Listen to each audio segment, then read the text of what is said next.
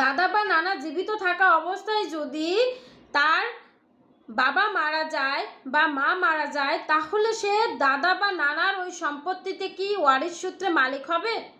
আসলে ইসলামিক শরিয়া আইন অনুসারে, কোরআনিক আইন অনুসারে কখনোই ওই দাদার সম্পত্তি বা নানার সম্পত্তি তার বাবা মা মারা যাওয়ার পর সে আর পায় না। কিন্তু বাংলাদেশে নতুন একটি আইন করা হয়েছে, আইয়ুব খান যে আইনটি করেছে সেই আইনের মাধ্যমে বাবা মা মারা গেলেও নানা নানির সম্পত্তির অংশীদারিত্ব পায়।